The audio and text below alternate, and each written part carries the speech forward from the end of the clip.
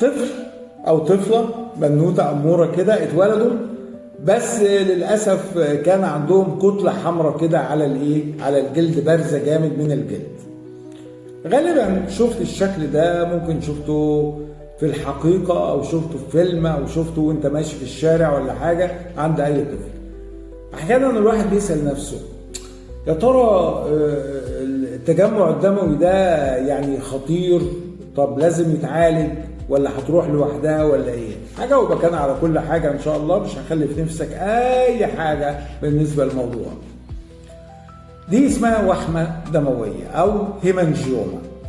الهيمانجيوما دي يا جماعه او الوحمه الطبيه دي عباره عن تجمع غير طبيعي، خلي بالكم غير طبيعي لأوعية دموية بتكون في أول أسابيع بعد الولادة. غالبا اللون بتاعها بيكون لونها أحمر أو بنفسجي كده. ليها أماكن كتير بتظهر فيها، بس أكتر أماكن بتظهر فيها على الوجه طبعا، بتكون في الراس، بتكون في الرقبة، والوجه طبعا بتشمل جنب العين أو في الأنف أو جنب الفم. ليها أماكن، وفي أماكن تانية في الجسم بتظهر فيها. ده سرطان دي يا دكتور؟ لا لا لا، دي حميده ومش سرطان خالص يعني. طب انا اخاف ابني يلمسه ولا حاجه؟ مش معديه يا جماعه، ملهاش اي علاقه خالص بالعدوى. طب انا كأم مثلا الوم نفسي، انا كنت باخد حاجه معينه او لا لا لا لا، مفيش اي، مش نتيجه اي خطأ في عمليه الحمل او انت حامل فيه او كنت بتاخدي اي حاجه.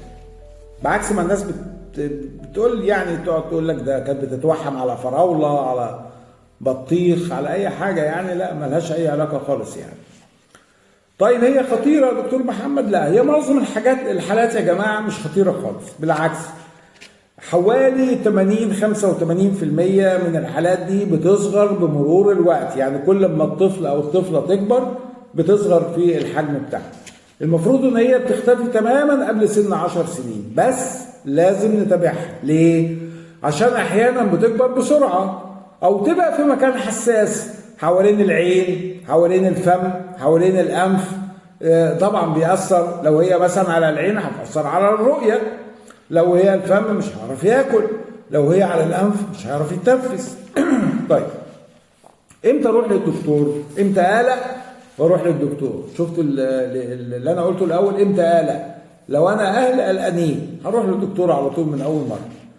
او الوحمه ذات نفسها مأثره على الطفل نفسيا، اصحابه بيتنمروا عليه والحاجات دي كلها مثلا، او اللي يشوفه بيتنمر عليه فمأثره عليه نفسيا، برضه بروح للدكتور. او انا لقيتها بتكبر بسرعه، بتحصل احيانا بيحصل فيها نزيف نفسها هي الوحمه دي، احيانا بيحصل فيها قرح بيطلع منها صديد، او كانت في مكان حساس بقى بتأثر عليه خالص يعني. طيب ليه علاج؟ اول حاجه لازم نراقب الوحمه دي كويس جدا جدا جدا، لان الوحمه المفروض ان هي صغيره بس ومش مؤثره، بس بتابعها عشان ما تكبرش. بسجلها يا جماعه بالفيديو، الكاميرا بتاعت الفيديو بسجل الحجم بتاعها كل شهر كده، بسجلها واحتفظ بالصور عشان ابدا عمليه المقارنه. يبقى دي نمره 1 المراقبه. تاني حاجه تاني حاجه اللي هو العلاج. في علاج كده بتاع مرضى الضغط الدم والقلب بياخدوه، اللي هو الاندرال او البروبرانولول. ده اكتشفوا محض الصدفه ان هو بيقلل حجم الوحمه بسرعه وامان الحمد لله. طيب ده حبوب انا بقى هقدر استعملها لطفل رضيع؟ ايوه، هنستعملها ابتداء من عمر 5 أسابيع على الاقل، من عمر 5 أسابيع على الاقل، بشرط هنقول على الشروط دلوقتي.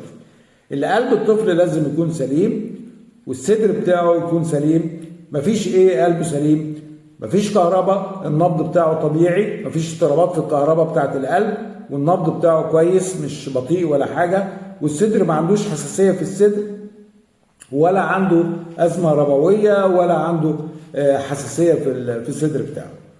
اول جرعه لازم تتاخد في المستشفى. ليه يعني؟ اشمعنى المستشفى؟ هقول لك ليه. عشان احنا بنراقب يا جماعه 3 حاجات في غايه الاهميه بالنسبه للطفل. بنراقب فيه الضغط، بنراقب النبض، بنراقب سكر الدم. الطفل قبل ما ياخد الجرعه بتاعته لازم يكون، لو هو رضيع لازم يرضع كويس جدا، رضعه مشبعه ممتازه يعني، عشان هي ايه العلاج ده بيهبط الايه السكر في الدم. ولو كان طفل بقى بياكل لازم ان احنا ناكله كويس جدا قبل ما يبدا ياخد جرعه البروبرانولول او اللي هو الاندرال. احنا قلنا موانع الاستعمال، قلتها دلوقتي، اللي هو عنده مشاكل في القلب، نبضه بطيء، في مشكله في كهربة القلب، عنده ربو وعنده حساسيه صدر، واللي عنده دايما نقص متكرر في موضوع السكر.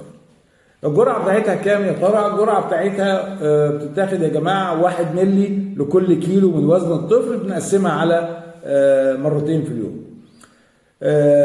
طفل مثلا وزنه 10 كيلو مثلا ولا حاجه، يبقى هياخد 10 مللي في اندرال 10 مللي.